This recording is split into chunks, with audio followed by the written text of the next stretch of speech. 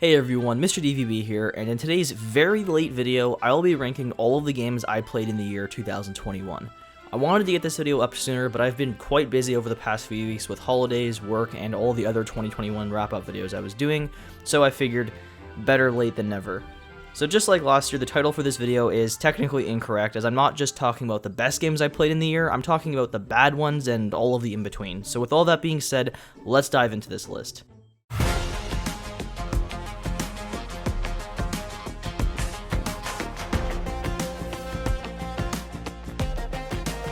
Coming in last place for me is going to be Destruction AllStars. Now this was originally intended to be a full-priced, multiplayer-only launch title for the PS5, but thankfully Sony made the decision to delay this game and instead release it as a free PS Plus title for a few months in a row. Had I bought this game at launch for full price, I would have been furious because Destruction AllStars offers hardly any content.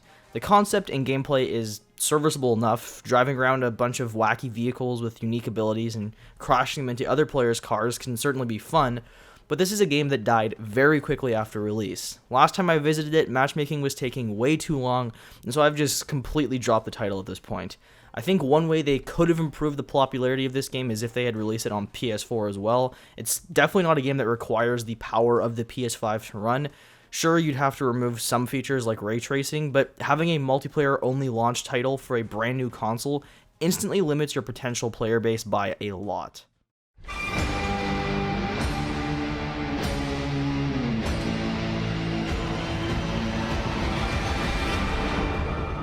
Back 4 Blood is a title that I haven't put a lot of time into. When it was announced, I was quite intrigued by it, as I'm always on the lookout for fun multiplayer games I can play with a group of friends, and this title looked like it was going to be delivering that. It takes heavy inspiration from the hugely popular Left 4 Dead series, and while I haven't played any of those games myself, they are known as being some of the best co-op games out there. Unfortunately, I found Back 4 Blood to be rather generic, with rinse and repeat maps and very flat gunplay that never surpassed being average at best. It probably would have helped if I played this game with my friends, but none of them seemed very interested, so I ended up doing a few matches with some random players online, and I don't know, game just didn't do anything for me.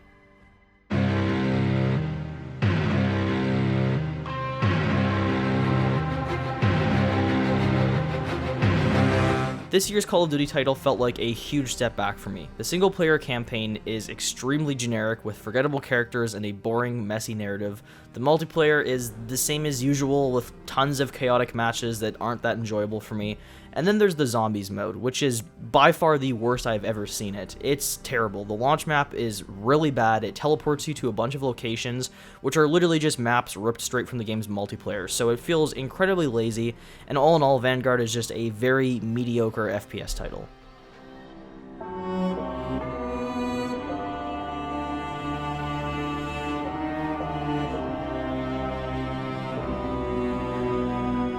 Similar to Back 4 Blood, Alien's Fireteam Elite is another multiplayer co-op survival game where you face off against hordes of enemies, except this time around you're taking on xenomorphs from the popular Alien franchise, and the game is also played in a third-person perspective. What causes this to rank slightly higher on my list is the slightly larger variation in maps. It's not a great game by any means, but it can be fun enough to experience. It's not a great game by any means, but it can be a fun enough experience to hop on and play a few short matches.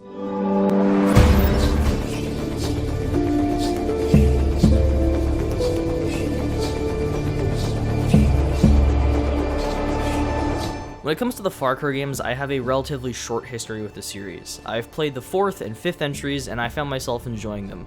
Much of the same can be said for this entry, although there were a few times where I found the game to be a little unpolished. Certain missions are pretty weakly designed and could at times get a bit frustrating to play. As for the positive elements, Giancarlo Esposito gives a great performance as the game's villain, although he is unfortunately underused in my opinion. And visually, this is easily the nicest looking game in the series. Beautiful scenery, vibrant colors, really great looking game. I actually haven't finished it, but I hopefully will sometime soon. Unfortunately, character models are kind of awful in this game.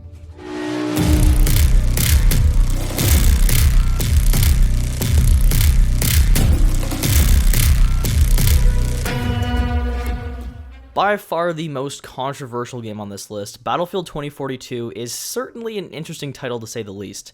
I was incredibly excited for this game as a fan of the franchise. The 4th entry in the series is my favorite multiplayer FPS of all time, and so I was really looking forward to seeing the series go back to its roots.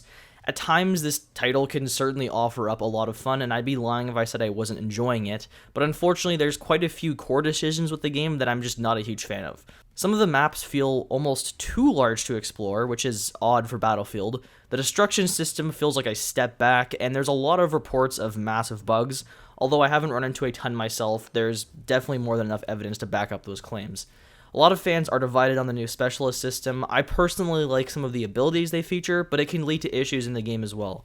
As of now, it's a very flawed but enjoyable title. There's a lot to fix, but I have a feeling EA will just drop this project and move on to another title instead.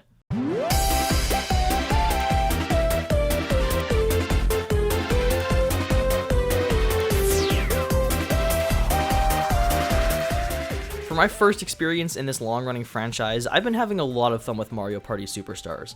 I don't play the game a whole lot, but whenever my sister comes over, there's a decent chance we'll play a few matches or so. It's a really fun family game to sit down and play, and there's a ton of mini-games to enjoy. I do wish there was a few more maps though. Perhaps some will be added in the future as DLC, but I kind of doubt it. As it stands, it's just a really fun game though.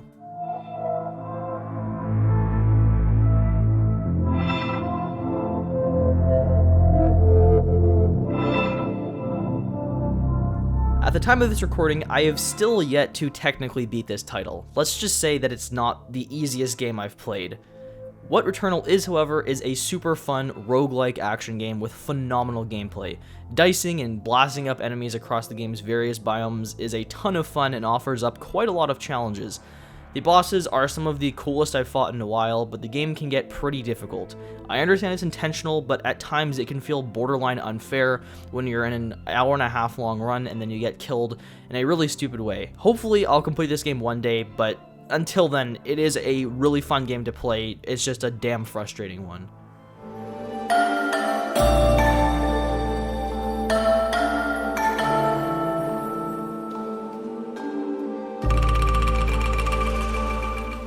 Kina is a title that immediately grabbed my attention with how visually capturing it is.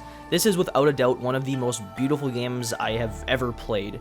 For the first hour or so, I actually wasn't feeling the game. It was undeniably gorgeous to look at, but the gameplay was falling kind of flat for me, and I found the movement to be a little sluggish. So I opened the settings after I don't know how many hours of playing the game and discovered, oh, I can just change the camera sensitivity, and that immediately fixed that sluggish issue. As for the gameplay, the more I played the game, the more I enjoyed it. You start unlocking a bunch of new abilities, you gain access to new locations, where there's a lot of really fun traversal, and they all look great, obviously. But it's unlocking those new, combat abilities and stuff that really made the game as enjoyable as it is. So in the end, it turned into a really fun game, evolved, and, it's just something quite fun.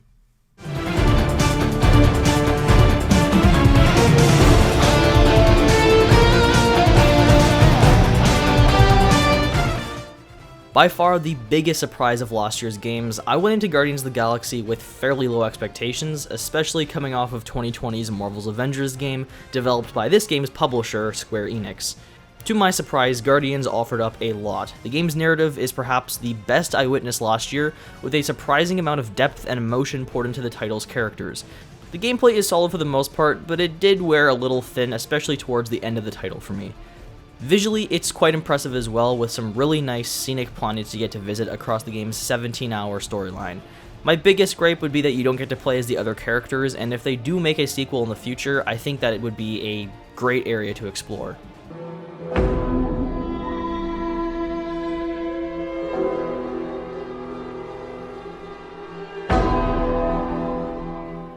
Coming off of Resident Evil 7, which took the game in a more suspenseful first-person survival direction, I couldn't wait to see what would happen in RE8. This was by far my most anticipated game heading into the year, and it didn't disappoint. Visually, the game is remarkable, the level of detail is amazing in the game's various locations, and the lighting is next level here. It's not as scary as 7, and the game does feel a lot more action-oriented than its predecessor, which is something I was a little torn on at first, as the gunplay isn't the greatest, but I still found myself thoroughly engaged in this title and its unique setting of an old remote European village, although I will add that one area in this game, which is a giant factory with robot zombies, felt very out of place. Otherwise, really fun title.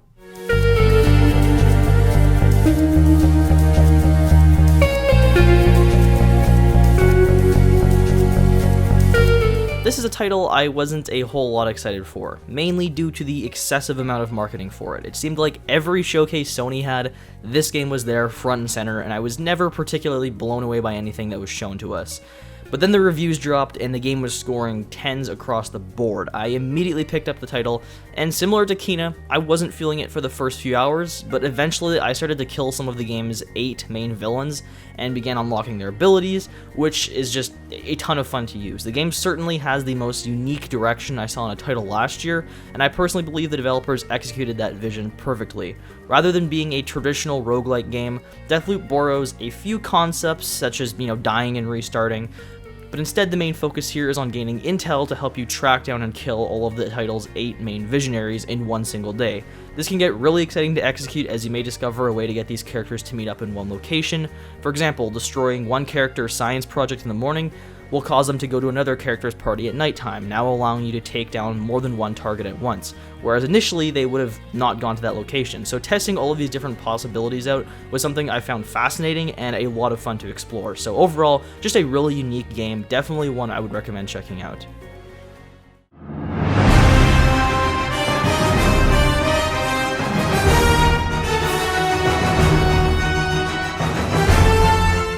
Right before playing this game, I played the 2016 predecessor for the first time. It was quite an enjoyable title, but it took me not even 20 minutes of playtime to realize how much of an improvement Rift Apart is over its predecessor. This feels like the first genuine PS5 exclusive, with the game's incredible visuals and the exciting, fast-paced set pieces that take full advantage of the console's loading speeds. Combat is definitely fun, despite some repetitive mini-bosses. The story is solid and features some new characters that are interesting and likable, and I had a total blast exploring the various planets backed up with the game's incredible graphics. I mean, this game is just gorgeous.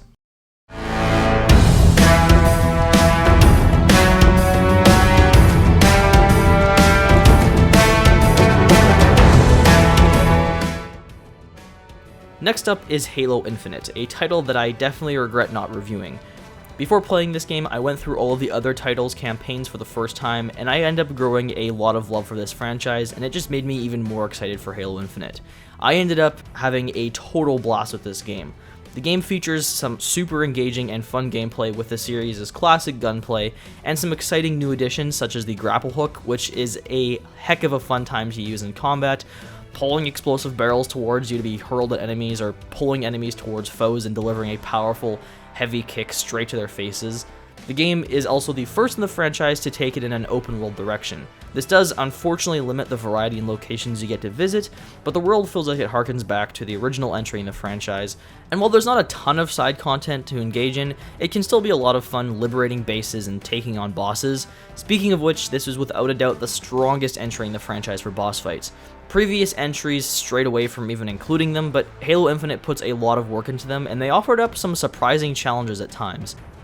One thing I will say is that for being in one of Xbox's first major games of this new console generation, I would have expected it to be a little bit more impressive visually. It doesn't look bad, but it's not a great showcase for what their new hardware can do, and there's some animation issues where it can look like stop motion, when in reality the animations are just rendered in 30 FPS, but played back in whatever frame rate you're playing the game in, whether that's 60 or 120.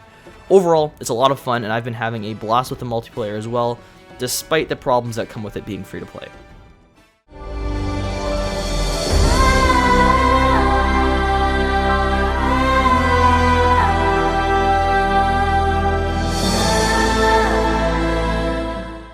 Alright, and finally landing in first place for me is It Takes Two. This was a title that was fairly low on my radar. I played A Way Out with my friend Jack early last year, made by the same developer, and it was quite a fun co-op campaign experience, so I was intrigued to see what they would do next. I did not expect to come out of this title loving it as much as I did. It Takes Two features some of the best level design I have ever experienced in the game. The variety of gameplay style here is remarkable. Some levels are heavily puzzle-focused, others are all about traversal, some are third-person shooters, others play like MMORPGs. Like, there's just a ton of variety here, and it was such a fun title to play through. It is entirely two-player co-op based, which may be a turnoff for some, but I had so much fun playing this title with my friends. the narrative is solid as well. It's about a young girl whose parents are getting a divorce, and then they turn into these like small toys who must learn to work together and rekindle their love. If you haven't played it, I highly recommend it. It is, you know, a super fun game with, like I said, incredible variety in missions. Only one person needs to buy it as well, so if your friend wanted to get it, you can just, you know, download the demo, and then you can literally play the entire game with them. It's great. It's an awesome system, and the fact that it's published by EA is kind of hilarious. So there you have it, guys. That is my list for the 2021 games I've played. Very late, I apologize for that. I normally would have had this out probably like at the start of January, but I just kind of fell a little bit behind. But yeah, I would love to hear your favorite games of the year down below. Until next time, this is Mr. DVB signing out.